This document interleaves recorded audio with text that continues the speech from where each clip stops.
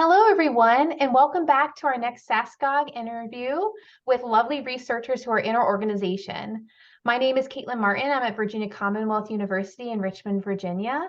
And today I have the lovely pleasure of talking with Dr. Tonick, who's also a researcher with SASGOG and a recent graduate of the Progress course too. And so, Dr. Tonick, welcome. Thank you so much for having me. And so just to start off, can you please just tell our listeners a little bit more about yourself, where you are, what you do from both a clinical and research perspective? Yeah, so my name is Shawna Tonick, and I am an assistant professor at University of Colorado. I am in the Division of Academic Specialists in Obstetrics and Gynecology. I've been at the university for about 4.5 years now. Time flies. And from a clinical standpoint, I am a full scope generalist. From a research standpoint, my interests include perinatal mental health, surgical education, and ectopic pregnancy. Love it. I love all the different interests too, and how Yeah, there are overlaps. I know there are. there are some. It's definitely a good representation of being an academic specialist in OBGYN, right? We love looking at things from multiple different perspectives for our patients across the life course and also for our colleagues that work in all different subspecialties. I love that. Totally. I love that too. So, Dr. Tonick, what I'd like to just jump into is the Progress course that SASGOG helps sponsor to support researchers and academic specialists in OBGYN. And so I would just love to hear more about your experience and just tell us a little bit more about the course and how it was from your perspective, and then we'll go from there. Yeah, so the Progress course was an amazing experience. I am so happy I did it. This was the first year that SASGOG was putting on the Progress course, and it took place back in October, and it was a 5-day course in lovely Tucson, Arizona. And the course was amazing. So as part of the course was some generalist and some fellowship, some active fellows from different subspecialties. And it was really this amazing research course. And I learned so much there that I feel like I learned back in the day in like med school, or I've just forgotten since. And it was such a good, refresher of all these research methods, and then learning new things, learning new technology that's out there, and really just encouraging as a generalist that, I can do research and all the things that are available to academic generalists out there. I love your last line that you just said is I can do research. And Yeah. And I yeah, I actually love that. remember, going up to Dr. DeFranco, who was one of the course educators at our like final dinner. And I was like, thank you so much. Like before this, I felt like I couldn't review a paper, and now I know that I can. And it was amazing. The teachers were amazing.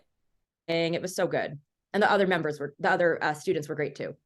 That's excellent. I bet you made a lot of new colleagues too, kind of in similar situations as you. Is gosh, I need some type of a refresher. I know things. I know things about research, but I'm just not up to par with my confidence yet. Am I getting Exactly. it right? Kind of being at that Absolutely. stage? And it was just like such a confidence builder, and just learning all these things that I have somewhere back in my mind, but haven't used in a while. And I got to meet generalists from all over the country. I got to meet like people that trained with some of my colleagues now. I got to meet fellows from all over. I actually like ran into one of the fellows in a restaurant in Denver when they were here for for AAGL. It was so fun. Great. So, tell me a little bit more. What would you say to any of our listeners who may feel like they're kind of at that stage as an academic specialist in OBGYN? Like, research is something I'm really interested in. It's something I like to learn more about. But it's back there in my brain. It's back in that whatever version of training that you got those basics in, but it's been a hot second, maybe. Maybe you've gone through Totally. residency and you're very active. Now you got your boards done and you're ready to kind of dive into blending that clinical experience with that research expertise. What would be your advice to people kind of at that point who are maybe looking for opportunities to gain that confidence, have that refresher, tweak those skills? What would you say to people in that similar stage? Yeah, and I think I was definitely there myself. So I've been there too. And I think all of us academic generalists, especially younger faculty, have been there. I would encourage them that, you have the skills, you can do it. I would definitely encourage that they apply to the SASGOG progress course because it was just so phenomenal. I came back and I told all my colleagues, you have to do this course. And I would encourage them to reach out to other people in their situation. And that was what was so great about the progress course is you got to meet all these other busy academic generalists and talk about, time management and faculty development skills, working on your CV, learning how to write a manuscript, things like that. Something else that was great was, we went through all the different research methods and we would have journal club where we would dissect these papers apart. And it was just so helpful about how to do that. Even though that's something we do all the time, it was great to take that step back. And yeah, the teachers were great. Dr. Piper, Dr. Madison, and Dr. DeFranco. It was just, cannot recommend enough. I love it. And I'm going to point out one of the pieces of advice that you just went through was to reach out to others who maybe Yes. are at your similar stage, or maybe not necessarily 10 or 20 steps forward, like Yeah. the course directors that you just mentioned. Reach out to those people, but even people that maybe are just one step farther, like, Yeah. oh, you know what? I can see myself doing that. Someone Totally. who's a little closer, but still doing something that with those core skills that you just mentioned. Any advice you would have for people to kind of motivate them to figure out, gosh, how do I do that? And what do I say? I feel like we all sometimes worry about, like, what do I say in an email or in a Yeah. phone call? Yeah. I think it's important to reach out to your colleagues now because we're a really small community. Everyone knows someone who's working in your area of expertise. So to start there and not be afraid, not be shy, because what's the worst that happens? They say, oh, I'm too busy right now, but maybe they know this other person who is looking to collaborate. And something else that was really great about the course was everyone really was at a different level. We had first year fellows there. We had people who were applying for R01s. So there are just so many ways to be a researcher in OBGYN and in academic generalist OBGYN, and to try not to feel down about where you are because everyone's different and everyone has different, career goals and goals for research balance versus clinical balance. Mhm.